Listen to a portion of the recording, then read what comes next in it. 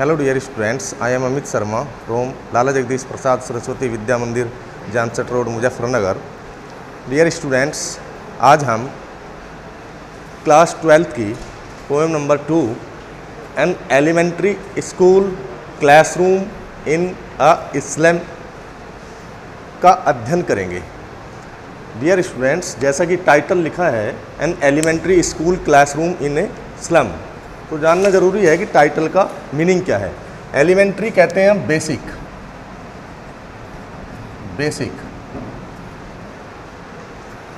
Classroom कहते हैं कक्षा, कक्ष, एंड स्लम कहते हैं झुग्गी झोंपड़ी।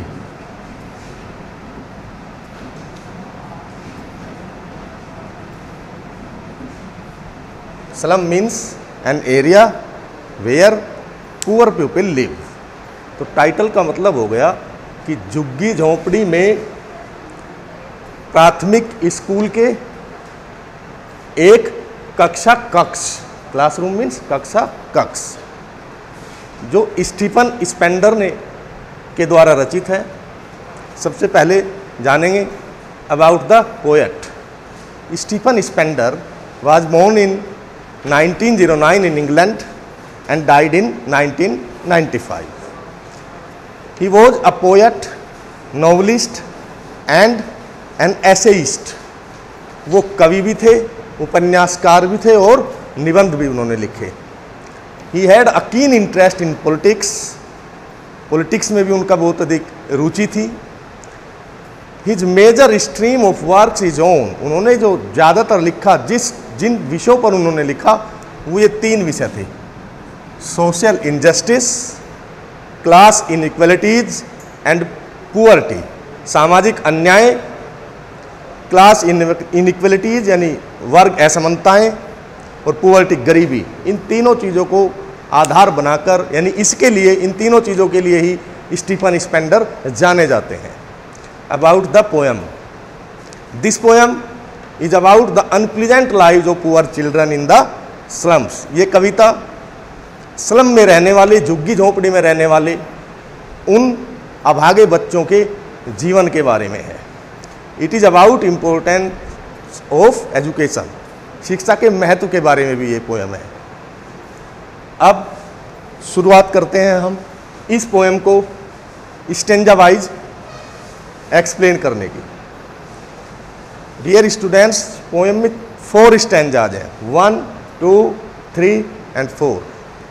और इस पोएम में an elementary school classroom in a slum में स्टीफन स्पेंडर ने कुछ पोएट्रिक डिवाइस, लिटरेरी डिवाइस का भी यूज किया है, जो हम आपको जब लाइन में जो भी डिवाइस आएगी हम उसको आपको एक्सप्लेन करेंगे, आपको ध्यान से सुनना है।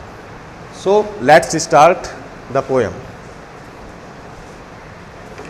First line: far far from gusty waves these children's faces. Far far, आप देख रहे हैं पहली ही लाइन में पोएट ने फार का यूज 2 बार किया है। यानी जब भी कवि किसी बात को इंसिस्ट करना चाहते हैं, जोर देना चाहते हैं, तो वो किसी वर्ड को रिपीट कर देते हैं, and that is called poetic device repetition. Far far means बहुत दूर। From gusty waves, gusty waves means here, gusty waves means full of energy, full of energy. These children's faces, यानी Stephen Spender कहते हैं कि ये जो बच्चे हैं जो स्लम में रहते हैं, फार फार फ्रॉम गस्टी वेव्स, वो एनर्जी से बहुत दूर है, उनके अंदर एनर्जी बची ही नहीं है। दीज चिल्ड्रंस फेसेज, और इन बच्चों के जो चेहरे हैं, like rootless weeds. Second line में आ गया लाइक रूटलेस वीड्स। रूटलेस कहते हैं बिना जड़ के, वीड्स पौधे। Rootless weeds means unwanted plants. आपने देखा होगा खेत में कुछ ऐसे पौधे खड़े हो जाते हैं जो दूसरे पौधों का न्यूट्रिशन खींच लेते हैं, तो हम उनको आसानी से उखाड़ लेते हैं और दूसरी तरफ फेंक देते हैं। तो like rootless weeds, here is a simile. The poet Stephen Spender has used here a figure of speech या a literary device that is called simile. Simile is a figure of speech which is used of direct comparison, and the comparison words are like and so. तो like rootless weeds, यानी these children's faces, उन बच्चों के जो चेहरे हैं, like rootless weeds, वो उन unwanted plants की तरह हैं जिनको हम उखाड़कर फेंक देते हैं. The hair torn round their pallor. Pallor means पीले पड़े हुए. Pallor, paleness, पीले पड़े हुए. The hair torn round their pallor. और उनके जो बाल हैं, उन बच्चों के जो स्लम में रहते हैं, उन बच्चों के जो बाल हैं वो उन अनवांटेड प्लांट्स की तरह उनके पीले चेहरों पर बिखरे हुए हैं. यहां देख सकते हैं आप, ये बिखरे हुए हैं. यानी फर्स्ट स्टेंजा में स्टीफन स्पेंडर क्लास के जो स्टूडेंट हैं उनका डिस्क्रिप्शन देते हैं. The tall girl with her weighed down head. उसी क्लासरूम में एक लंबी लड़की, tall girl with her weighed down, अपने सर को नीचे झुकाए हुए बैठी है.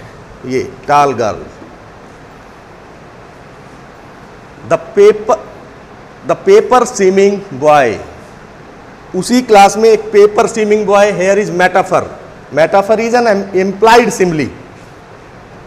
इन metaphor we don't use the comparison words like and so.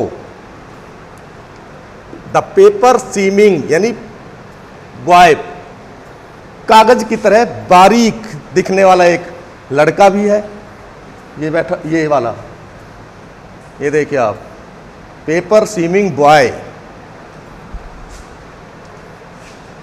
With rats eyes. फिर मेटाफर यूज किया है पोएट ने, विद रैट्स आइज, जिसकी जो आंखें हैं वो चूहे की तरह है. मेटाफर यूज किया है. रैट आइज में भी मेटाफर, पेपर सीमिंग बॉय में भी मेटाफर. कवि ने तुलना तो की है लेकिन तुलनात्मक शब्दों का प्रयोग नहीं किया है. The stunted unlucky air. Air कहते हैं उत्तराधिकारी. Of twisted bones. ट्विस्टेड कहते हैं मुड़ी हुई. बोन्स हड्डियां. Reciting a father's gnarled disease. उसी रूम में the stunted unlucky heir of twisted bones reciting a father's gnarled disease. एक बच्चा, एक अभागा बच्चा है जिसको एयर मीन्स विरासत में, ऑफ ट्विस्टेड बोन्स मुड़ी हुई हड्डियां मिली हैं. रिसाइटिंग अ फादर्स नाल्ड, किससे? अपने पिता से. विरासत में उसे अपने पिता से मिलने चाहिए थे गुण, मिली उसको बीमारी. कौन सी बीमारी? Twisted bones. Reciting a father's gnarled disease. और his lesson from his desk, वो अपनी डेस्क पर खड़े होकर रिसाइट कर रहा है. रिसाइट मीन्स अटरिंग, कहना.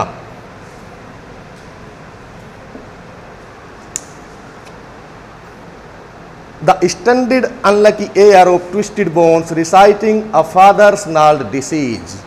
उस बच्चे को जब उसके अध्यापक ने उसका पाठ पढ़ने के लिए कहा तो वो बच्चा जिसको अपने पिता से विरासत में ट्विस्टेड बोन्स मिली, बीमारी मिली, वो खड़ा होकर डेस्क पर अपने पाठ को पढ़ रहा है. और ऐसा लग रहा है, जब वो पाठ को पढ़ता है तो ऐसा लग रहा है वो अपनी बीमारी का वर्णन कर रहा है, न कि पाठ का वर्णन कर रहा है. उसी रूम में at back of the dim class. Dim class means where the light not properly lit, जहाँ पर उचित प्रकाश नहीं है. At back of the dim class one unnoted. Unnoted means unnoticed, जिस पर कोई गौर न दे रहा हो. स्वीट एंड यंग, मधुर और छोटा, एक बच्चा बैठा हुआ है. His eyes live in a dream. और वो एक, उसकी आंखों में एक स्वप्न है, वो एक स्वप्न देख रहा है. ऑफ स्क्वायरल्स गेम, गिलहरी के जैसे खेलने का. यानी squirrel is a symbol of careless life. In tree room, tree room का मतलब है यहाँ आपने देखा होगा गिलहरी पेड़ का जो तना होता है उसमें एक होल बना लेती है और स्वच्छंदता से उस होल में अंदर जाती है, बाहर आती है। इस प्रकार वो केयर फ्री और केयरलेस होती है, उसमें कोई बाउंडेशन नहीं होती। अदर देन दिस, यानी वो बच्चा जो at back of the dim class, उस धुंधली कक्ष में पीछे की ओर अपनी डेस्क पर बैठा हुआ है, उस पर कोई गौर नहीं दे रहा है। स्वीट, वो मधुर है। यंग, छोटा है। His eyes live in a dream, उसकी आंखों में एक सोएपन है। वो गिलहरी की जैसी स्वतंत्रता चाहता है। इन ट्री रूम, जो पेड़ में बने हुए अपने घर में घूमती रहती है। अदर देन दिस, इसके अलावा और कुछ वो नहीं चाहता। ये वाला बच्चा है फर्स्ट स्टेंजा में, ये गिलहरी है। खिड़की से देख रहा है कि इस प्रकार की स्वतंत्रता ही मुझे भी चाहिए। The poet imagines that he might be yearning to play freely like a squirrel on a tree, far from his current boxed in surroundings. Second stanza में स्टीफन स्पेंडर क्लासरूम का डेस्क्रिप्शन देते हैं। फर्स्ट स्टेंजा में दिया class के students का description, second stanza में Stephen Spender देते हैं क्लासरूम का डेस्क्रिप्शन। ऑन साउर अब बताते हैं कि क्लासरूम का जो वातावरण है वो कैसा है। ऑन सोर क्रीम वॉल्स मीन्स, सोर क्रीम वॉल्स मीन्स, सोर मीन्स फेडिड, फीका पड़ा हुआ, मुरझाया हुआ। क्रीम वॉल्स बताते हैं स्टीफन स्पेंडर की जो क्लासरूम है। Sour cream walls means faded yellow colour. मान लीजिए येलो कलर है और वो फेड हो जाए, उस तरह का कलर उस क्लासरूम का है। डोनेशंस मीन्स चैरिटी, जो दान देते हैं लोग। डोनेशंस, चैरिटी, जो दान देते हैं लोग। शेक्सपियर्स हेड, देखिए क्लासरूम ये है। शेक्सपियर का एक चित्र लगा हुआ है, यू कैन सी हियर। ये बच्चे बैठे हुए हैं, रूटलेस वीड्स कहा जिनको। ये गिलहरी है जिसका सोएपन ये स्वीट एंड यंग बॉय देख रहा था। साउर क्रीम वॉल्स डोनेशंस, यानी उस कक्षा का जो वातावरण है, उसकी जो दीवारों पर पेंट है वो पीला पेंट है और वो फेड हो चुका है। डोनेशंस, और उन दीवारों पर दान देने वालों की, चैरिटी, दान देने वालों की सूची लगी हुई है। शेक्सपियर्स हेड, और शेक्सपियर का भी वहां चित्र लगा हुआ है। हेड, शेक्सपियर्स हेड मीन्स इतना चित्र, यहां से ऊपर का, ये देखिए आप, ये रहा शेक्सपियर का चित्र। तो Shakespeare, who was Shakespeare? Shakespeare was a great poet and a dramatist.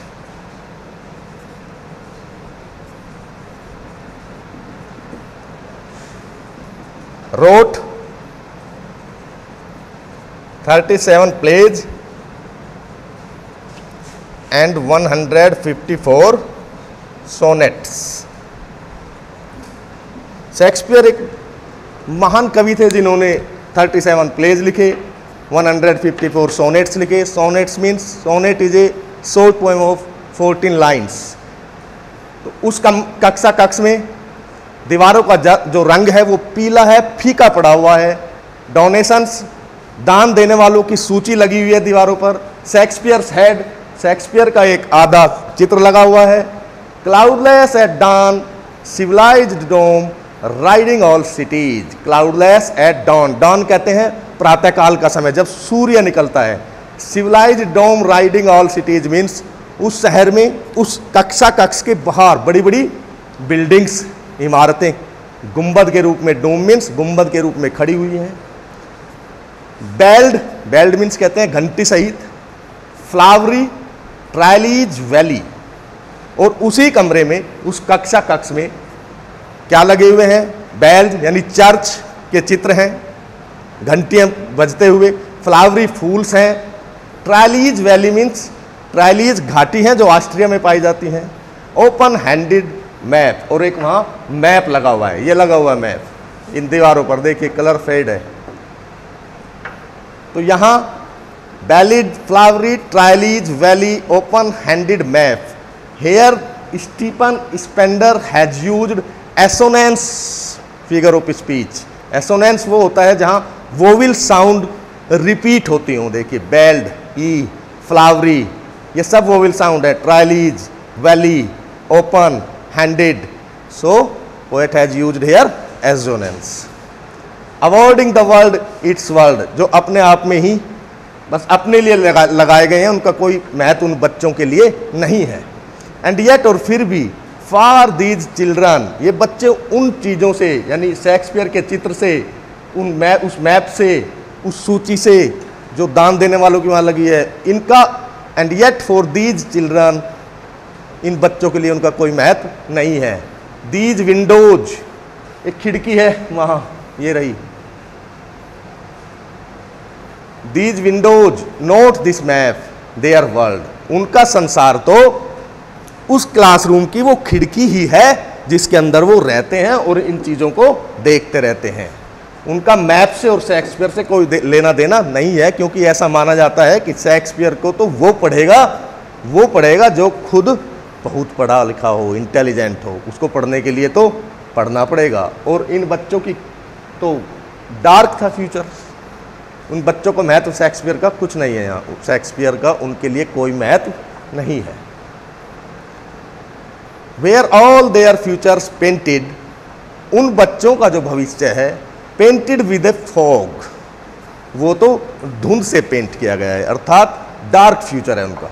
A narrow street sealed in with a lead sky, a narrow street means तंग गलियां जहां वो स्लम में बच्चे रहते हैं। In with a lead sky, lead sky का मतलब पेंसिल होती है ना, पेंसिल के अंदर जो सिक्का होता है वो लेड कलर का होता है, और स्काई कैसा माना जाता है, ब्लू। तो तंग गलियों में उन बच्चों का जो स्काई है वो ब्लू नहीं है, लेड स्काई है, यानी उनके भविष्य में कोई भी संभावनाएं उनको नज़र नहीं आ रही हैं।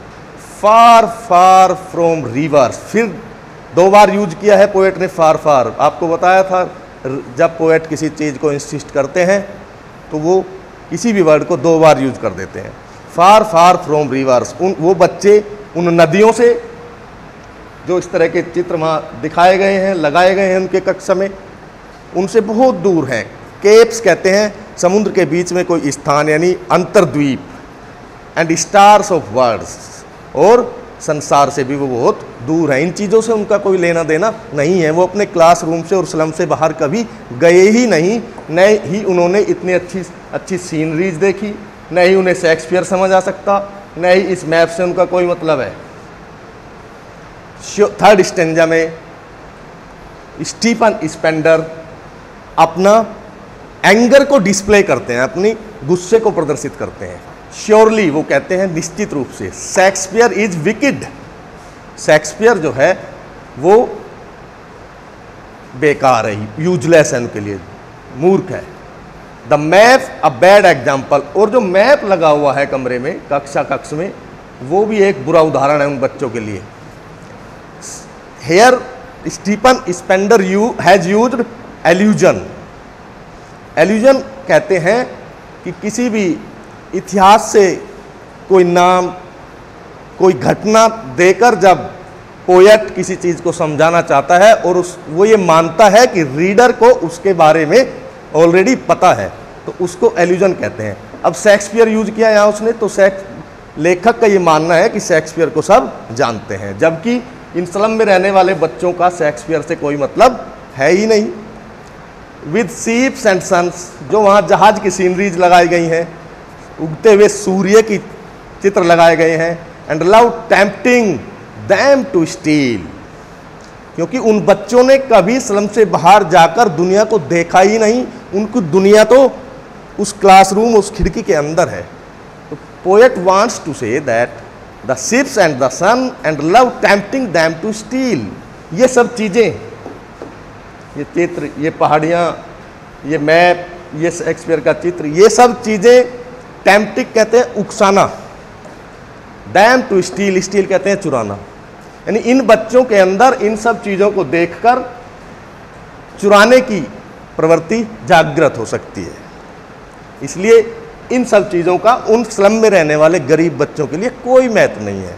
दे are kept there but they do not have any meaning for the children who lived in slum. For lives that slyly, slyly कहते हैं ट्रिकली, ट्रिकली TRICKLY, चतुराई से। In their cramped holes, cramped narrow, तंग, holes से मतलब है यहाँ holes छेद होता है, लेकिन यहाँ होल्स से मतलब है उनकी झोंपड़ियाँ, तंग झोंपड़ियाँ स्लम में रहने वाले बच्चों की। For lives that slyly turn in their cramped hole, क्योंकि वो बच्चे अपनी तंग झोंपड़ियों में इस प्रकार रहते हैं जिस प्रकार चूहा चतुराई पूर्वक इधर उधर घूमता रहता है और अपना जीवन व्यतीत करता रहता है। From fog to endless night, fog mist होता है, धुंध, और एंडलेस नाइट मीन्स जिस रात्रि का कभी अंत न हो। अर्थात वो स्लम में रहने वाले बच्चे सुबह अपनी रोजी रोटी कमाने के लिए लग जाते हैं और रात्रि तक इसी कार्य को करते रहते हैं। On their slag heap these children, slag means कूड़ा करकट, हीप ढेर, वो कूड़ा करकट में ही पूरा दिन व्यतीत कर देते हैं। वियर स्किन्स पीप्ड, पीप्ड कहते हैं झांकना, थ्रू बाई बोन्स, बोन्स हड्डियाँ, एंड स्पेक्टेकल्स चश्मा, ऑफ स्टील। अब कवि हमें बताना चाहता है कि झुग्गी झोंपड़ी में रहने वाले, जो स्लम में रहने वाले जो चिल्ड्रन हैं, वो पूरा दिन कहाँ जाते हैं? कूड़ा करकट में जाते हैं। Wear skins peeped through by bones, और उनकी जो हड्डियाँ हैं ना, वो बाहर की तरफ झांकती हुई दिखाई देती हैं, यानी they are so thin, and spectacles of steel, और उस कूड़ा करकट में, स्लैग हीप में, वो ढूंढते रहते हैं चश्मा। ही विद मैंडेड ग्लास, जिसको किसी ने पहले रिपेयर कराया होगा, और रिपेयर कराने के बाद जब वो यूजलेस हो गया उसने उसको ढेर में फेंक दिया होगा। वो स्लम के चिल्ड्रन उन कूड़ा करकट में मैंडेड ग्लास को ढूंढते रहते हैं। लाइक बोतल बिट्स ऑन स्टोन, और जब वो चश्मा उनको मिल जाता है और वो उनको लगाते हैं तो लाइक बोतल bits on stone, bits means pieces, टुकड़े, स्टोन पत्थर, तो ऐसा लगता है कि वो जैसे किसी बोतल को पत्थर पर मार दिया गया हो और उसका कांच चटक गया हो। अर्थात वो बड़ा ही जर्जर चश्मे होते हैं जो वो कूड़े में से उठाकर लगाते हैं और उनका कांच चटका हुआ होता है। All of their time and space, अपना पूरा समय, are foggy slum, foggy means धुंधली, स्लम मीन्स झुग्गी झोंपड़ी, वो अपना पूरा समय उन झुग्गी झोंपड़ियों में ही व्यतीत करते हैं। So blot their maps with slum as big as doom, blot कहते हैं दाग, धब्बा। अब देखिए आयरनिकली बोलता है यहाँ स्टीफन स्पेंडर, आयरनिकली डिस्प्ले करता है अपने एंगर को।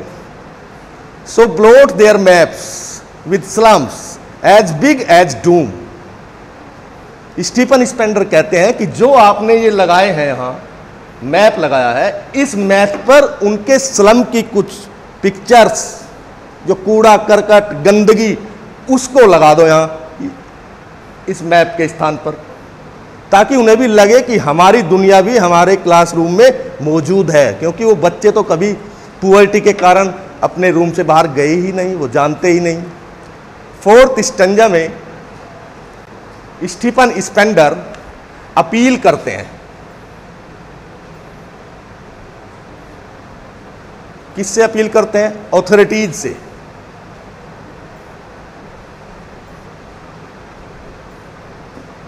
और ऑथोरिटीज क्या है? Governor, inspector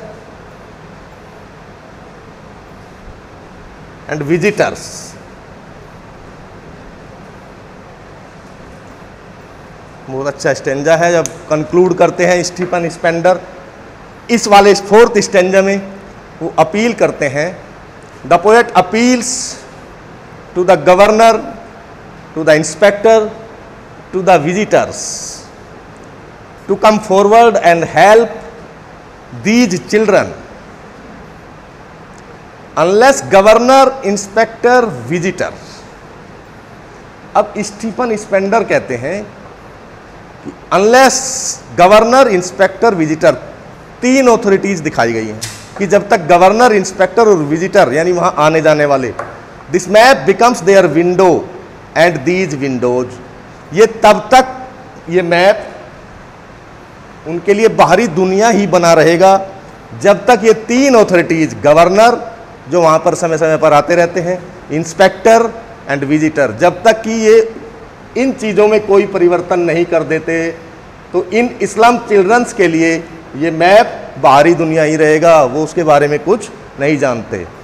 that shut open their life like catacombs, देखिए कैटाकोम्स, कैटाकोम्स कहते हैं ग्रेव्स, कब्रें, बहुत अच्छा डिस्क्रिप्शन है।